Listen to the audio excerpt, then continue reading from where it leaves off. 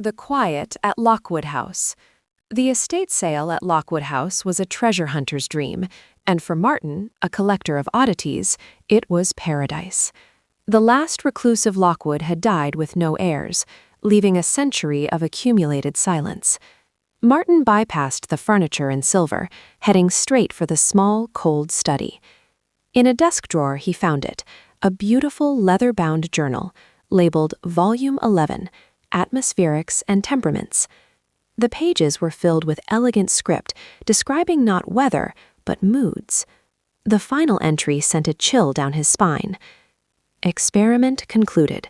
The house, having absorbed the melancholy of its inhabitants for 90 years, has achieved a passive sentience. It is not malevolent, merely habitual. It now resonates with and seeks to perpetuate the dominant emotional frequency within its walls. A note of caution. Once attuned, it will defend its atmosphere.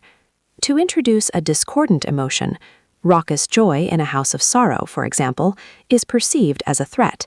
It will eliminate the anomaly to preserve the peace. It prefers the quiet. Martin scoffed. Victorian melodrama, he muttered, tucking the journal under his arm. He bought it for a pittance. His first night in his new apartment, he placed the journal on his shelf. He lived alone, a quiet man with a fondness for solitude and somber classical music. He noticed, after a week, that the air in his rooms felt stiller, heavier. Cozy, he thought. Then his sister Claire visited. Claire was sunlight incarnate, loud, laughing, scattering vibrant scarves and loud opinions. She burst into his living room, declaring the place a mausoleum and throwing open the windows. She put on brassy jazz music. The air changed. Not a draft, but a deepening of the stillness, a sudden, palpable density. The open window admitted no breeze. The jazz record began to skip, then slow, the notes dragging down into a deep, groaning bass before the player died with a sigh. Claire laughed nervously. Spooky old building, huh? A cabinet door across the room slammed shut. Then another. The heavy velvet curtains began to ripple, not from wind, but as if something was pushing against them from behind, testing the fabric. Martin, this isn't funny, Claire whispered, her cheer gone. It perceives joy as a threat, Martin remembered, ice flooding his veins. It will eliminate the anomaly to preserve the peace. Claire, he said, his voice strangled, you need to be quiet. You need to be sad, now. But it was too late. The ceiling light dimmed to a guttering orange glow. From the walls, a sound began to emanate.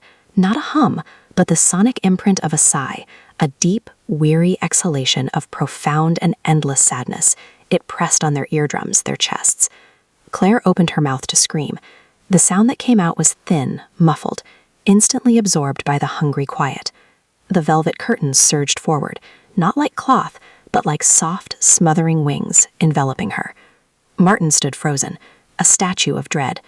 He heard one last stifled gasp, then the sound of something heavy and soft being dragged slowly, carefully across the floor and into the wall, which sealed behind it without a seam.